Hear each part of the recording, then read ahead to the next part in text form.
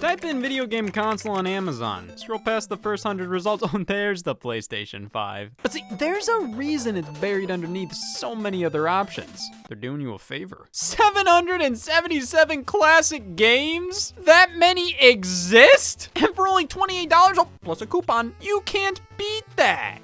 I stand corrected, but you can't deny how impressive it is they didn't stop at 76. So tell me, why would you buy a PlayStation 5 compared to this?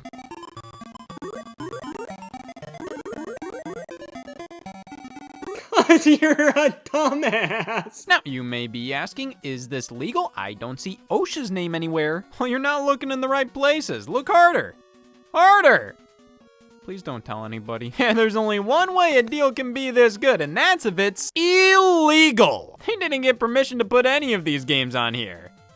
Who's they? Looking all over the box, there's not a single company name, but there's multiple product ones. What the hell do I call this? 777 built-in classic games? Entertainment system? Mini PC game? Mini TV game anniversary edition?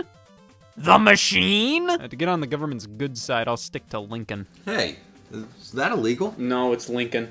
Oh, love that guy. So Lincoln is obviously based on the NES Classic Edition, though instead of getting HDMI out, we get Krusty. The controller port is the same as a Sega Genesis or Atari 2600. The controllers themselves are replicas of standard NES gamepads, except now with 2 extra buttons. Well, that puts it above so many other things. Now, going through the menu, we have loads of stone cold classics, like Super Mario Brothers and Angry Birds.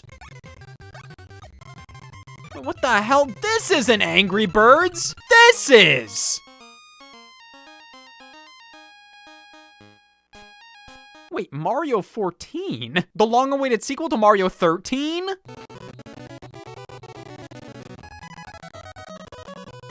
Wait, this is fake! This isn't an actual sequel to Mario 13! What is this?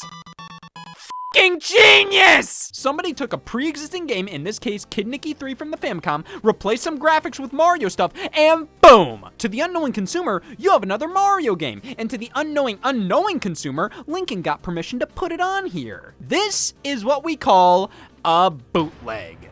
And this is a bootleg of a bootleg. Hey, if you're selling something, somebody's gonna try and find a way to get it for cheaper or free, or they may try to capitalize on the success of the product. But instead of going through the actual process of talking to companies, getting all the correct licenses, blah, blah, blah, enough f***ing around. Nintendo can't stop us from making our own Donkey Kong. Do a bit of research and you can totally make your own cartridge shell and figure out how to put your game in there and voila! It's like printing your own money. Well, damn, why don't I just do that? You'll find so many bootleg games like this on the Famicom, the Japanese version of the NES. Take, for example, Somari.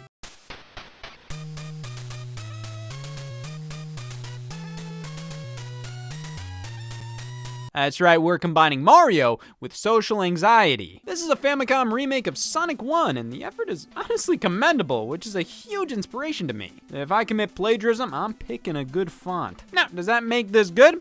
Well, if we refer to this footage of me responding to if I think Somari is good. No. Why is Mario here? What was stopping you from just making this a straight-up conversion of Sonic? If anything, Mario being here and the game being titled Somari, like, what the hell is that? It just makes it obvious something ain't right here. Oh, I know. It's the carbon monoxide. Well, then how about Sonic 5, or Sonic & Knuckles 5, or Sonic 3D Blast 6, which are all just reskins of Somari, which was a reskin of Sonic 1, so we're regressing a skin. A D-skin, because we're back to just Sonic, for the 5th time. For the 2nd time, 6. All of these are practically identical, but man, if you were able to convert Sonic to the NES, you must be jonesing to show the world what you're truly made of. So, the team behind Somari created something new with an original character. The speeding Hummer. Oh, son of a bitch! Well, hey, if you were already trying to make a quick buck by ripping off Sonic and slapping it on the Famicom, why not try and make another quick buck off of said quick buck? Or we could just rob that orphanage down the street. But at least these have more pride than those who just make fake Pokemon games. Haha, Pokemon Emerald. You know what I always loved about this game? How it had that misshapen Nintendo logo and that disfigured ESRB rating. Just kidding, I hate Pokemon. These are all over eBay, secondhand shops, hell, even GameStop. I've been so paranoid over my games being fake that when I got Pokemon Soul Silver, I was devastated. A black game card? Damn it, I was scammed. Turns out that's just how these ones look. Oh, well, bring on the bootlegs then! If I thought the official game was a bootleg, why should I be so against actual bootlegs? Because I'll never live up to that. Pokemon Quartz, a hack of Pokemon Ruby. 83% recycled? What, the box or the game? You know, this could definitely pass off as legitimate. I said could. What the hell happened here? Well, there's only one way to find out. But before we do, how does this game get the ESRB and Nintendo logo right, but this one doesn't? Because when you're just trying to copy the entire product, it's more work to get these wrong. Yep, it's literally a fan hack stolen by bootleggers and put on a cartridge. Say what you will about the Samari developers, but they made what they stole. Gosh, would you look at that? All these bootlegs and yet no shame. Lincoln's got me in the mood for more systems like this on Amazon. So here we have, oh okay, that's just the same. Next up, yep, okay, and finally, you've gotta be fucking kidding me. Well, maybe we have to try a different form factor. This right here is the Bookshelf Retro TV. It includes 308 nostalgia games, which let you back to happy time. And that's right, it's got Pooh-Yan, bitch. Let's be honest here. This is an incredible novelty. I mean, a mini television set with built-in games? That's so cool! This really brings me back. Remember when I'd sit in front of this puppy for hours playing the crocodile from Where's My Water? Strangely, it doesn't have all the Marios here. They have Mario 1, 6, and 9. Oh, no, 8. There are all these fan-made hacks included and multiple reskins of the same game, plus all these bitch-simple minigames like breaststroke. Have you ever seen a 100-meter breast? Well, how about FIFA 2006? Or, nah, how about a different sports game? You know what? Even with the wacky game selection, check the synonym on that, this is a damn cute device. Can even output to another TV if you needed a reason to hate this. Oh god, this is fucking nasty. The original display ain't much better, but at least it's so small. I mean, what is it gonna do? Have god-awful viewing angles and screen tearing? Yeah, that would suck, wouldn't it? In the end, would I recommend this?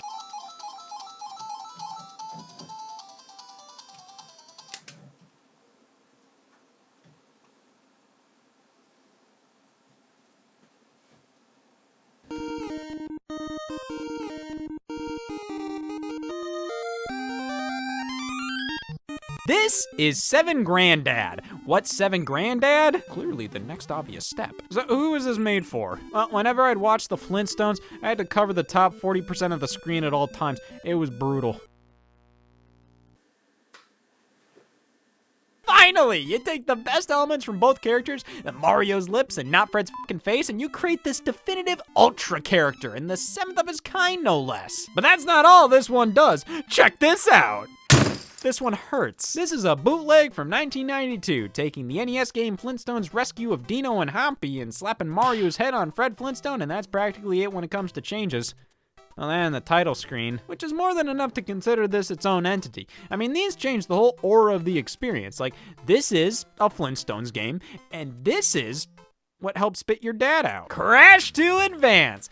Guess which console this is on? Oh, not the one you think I think. Damn it, I was gonna say that! It's a Game Boy Color game, because you know what? That system doesn't have a whole lot of Game Boy Advance games. So in comes Crash to Advance to meet the quota. Which, I mean, let's be honest, this is a lucrative tactic to make these games for lesser hardware. And that way, if you only have a Sega Genesis, you too can play Call of Duty Ghosts.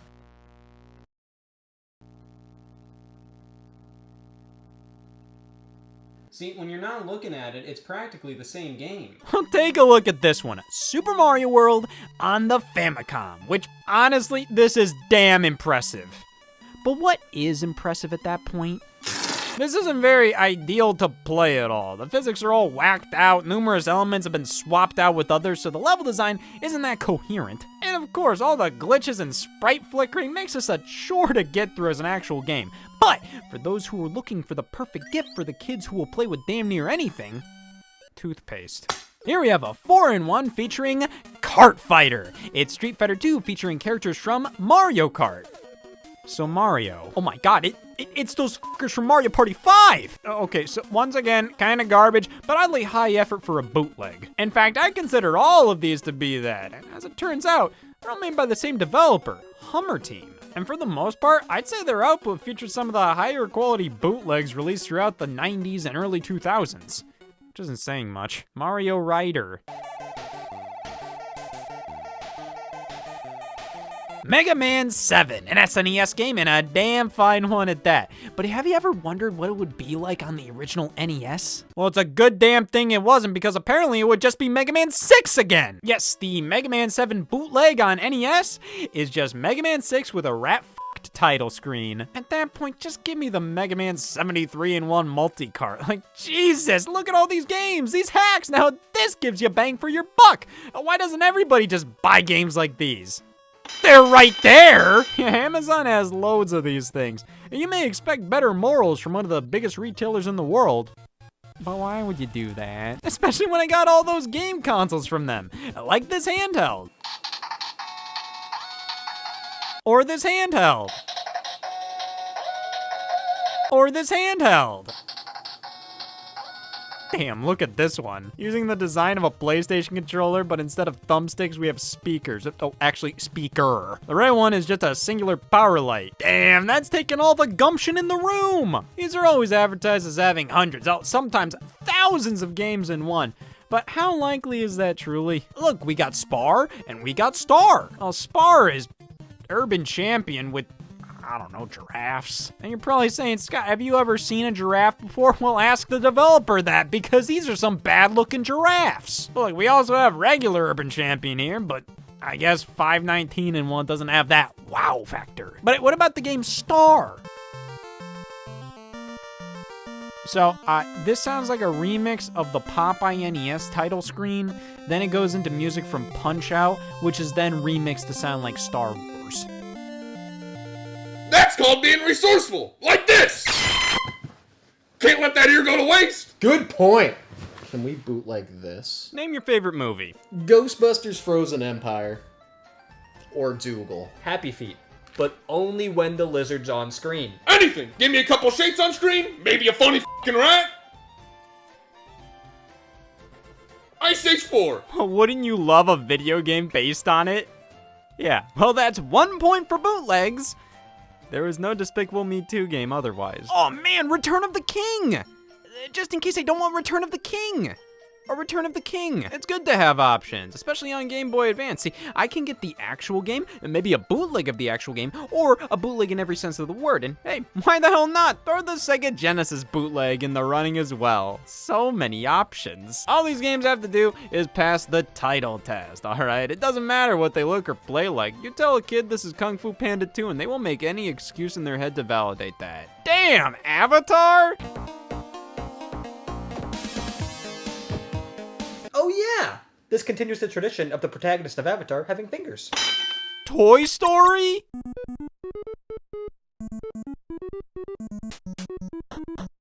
Oh, I love the scene in the movie! When content's displayed to me? Cars 2? I sure as saw 3.